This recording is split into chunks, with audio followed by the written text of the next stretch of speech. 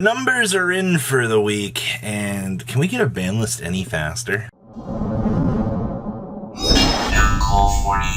Make sure you guys smash the crap out of that subscribe button so you guys don't miss out on more awesome content. We have our block of regional data in for you today. And you know, this is actually, not gonna lie, this format has gotten so stale to this point that after this week, I'm probably done covering regionals until we see some sort of futuristic ban list or until we see the next set actually take hold. So, disclaimer for that, I've loved analyzing the data. I love seeing it, but at this point in time, you know, there are little moving pieces that are happening within the format, but things are pretty much locking themselves in at this point in time. So, most represented deck of the week actually is Kashtira by 21 tops, actually, because the next closest is actually purely kind of coming up, not really, it's 9 tops off from being super close here to actually kind of tying things up. But to be honest with you, I mean, we've known that Kashtira is the best deck in the room. It's got the huge representation. It doesn't necessarily win every single event, but you got to be aware that that representation is what pushes it a little bit further ahead of the rest of the meta, purely coming in the second place. Hopefully we'll see some sort of bounce back / shift in terms of the numbers, at least to kind of rebalance purely. Unchained coming in with 10 in the top cut. So this technically means that Unchained is the third best deck, right? Based on representation? Right. To be honest with you, I mean, it would have been Chimera a long time ago, but Chimera's representation bouncing back a little bit. You can see it a little bit further down there. We'll talk about that here in a second.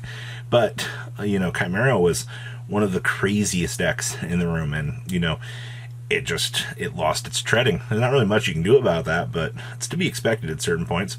Now, Rescue Ace coming in as the 4th highest represented deck of the week. What in the world did I miss here? I actually think this is kind of cool. I think that this does prove that the set 4 has been kind of taking over a lot of things. One, people have zero clue how to play against it. It's a pretty typical thing at this point in time. Yu-Gi-Oh! Players don't know how to handle things, but this deck has been doing a lot more. You've got Neo Tempest Hearst builds that are doing extra deck shenanigans.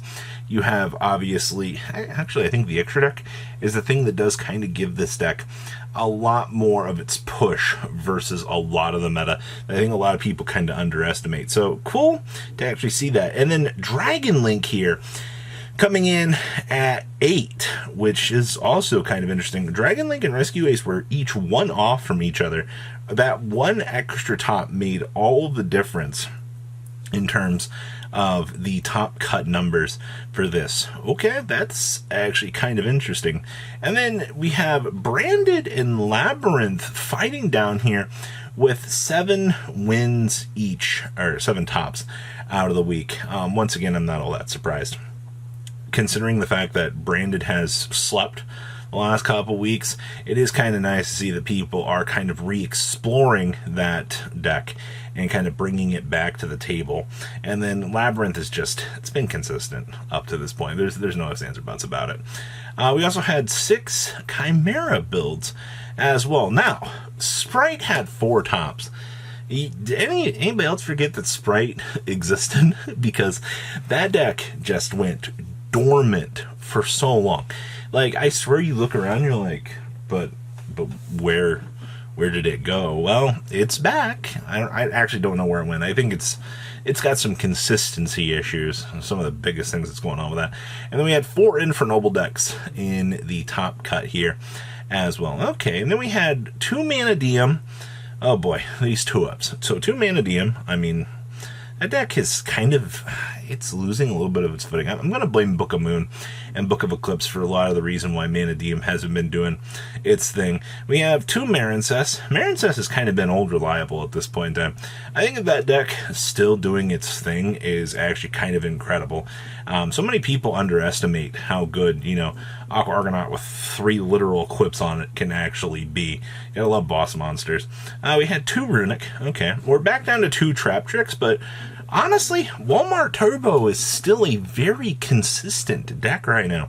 If I can still go to Walmart, pick up 3 Trap Trick Structure decks, put in a couple of consistency upgrades, and still play a tier 1 deck for, under $100, I think people are really sleeping on that deck right now.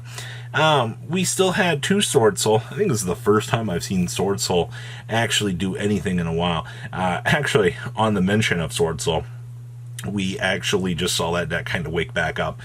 Sword Soul has been very, very quiet for actually so long.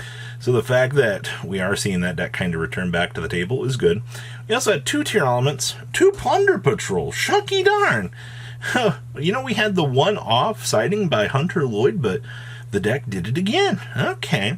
And then we had 2 Math Mech. Actually, I forgot that Math Mech actually existed as a deck for a second here. I'm not surprised to see the Math Mech is doing its thing, but okay. Now the 1-ofs down here. Only 1 Rika Sun Avalon. It's actually kind of sad at this stage. The fact that we've seen this deck just kind of, it's on its way out. Ugh. We had 1 Drytron, which is okay. It's been the same duelist that's had the consistent track record of this. So this is one of those cases where the duelist has the affinity for the deck. They know what they're doing. And, you can overcome a lot of the weaknesses as long as you know how your deck performs. We had Galaxy Photon, okay. Sky Striker finally got a top as well. We actually talked about that yesterday.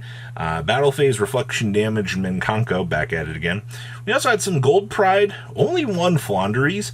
Once again, Flounder you can consistently do well with. Alright, if you want your invite, top 16 with Flounder is super easy. Yeah, you're going to be bored as crap throughout the day, but you can do it super easily. And then we're still 1 Salamangreat deck, still consistently doing its thing. There's nothing wrong with playing Salad at this point. I mean, you got to work for it a lot more than I would say you would have to with Flounder, but that consistent results are what people want to see at this point in time. And when you can have that, I don't think that's bad. Now, what won these events this week? So, highest win rate of the weekend actually was Unchained. What do you want me to tell you at this point in time? People look at Unchained right now and they're like, oh, it had the 3rd highest representation, but it had the most wins out of the block. So that tells me, 1, that the deck is still continuing with its crazy results. Unchained has been, I think it's going to stick around through next format. I think a lot of people are going to be very surprised when we turn down for, post Age of Overlord here, and, we see some sort of ban list change, and then you're like, but why is Unchained still here? 1, the deck doesn't necessarily need to be hit on any sort of future list. Actually, I think hitting the deck hurts a lot of things right now. So I'm honestly fine with it. Obviously, you can Ghost Reaper and Winter Cherries, the Soul King Lord Yama. Like, what are they? They kind of just look at you and they're like, what's going on here? Kashtira and Purely rounding things out at 2-2 each. But then there were 2 Rescue Ace duelists that ended up winning as well. So you're telling me that not only did Rescue Ace have, was it the 4th highest representation out of the week, they managed to get 2 regional wins out of the block as well. Well, shucky darn, that's kind of interesting. Okay, now your 1-ofs for the week. So we still have 1 Chimera branded deck still doing its thing, followed by branded. So technically, branded pile variants did have 2 tops. You also had Labyrinth. Sword Soul did end up getting a win out of the week, which I'm actually kind of surprised about myself. Math Mech squeaked out a W as well. Gold Pride also got one.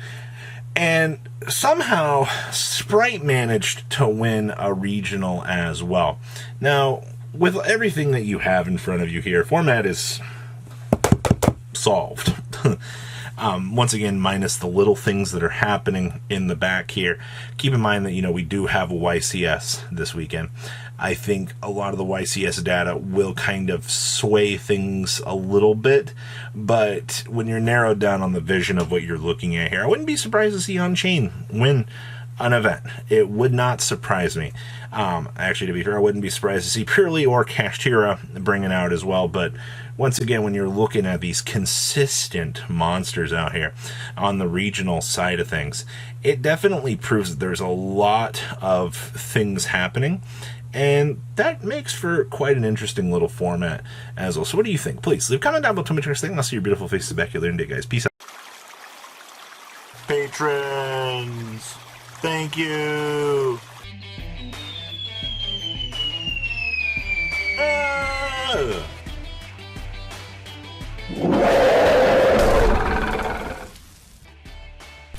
Thank you so much for watching. Check out these other videos.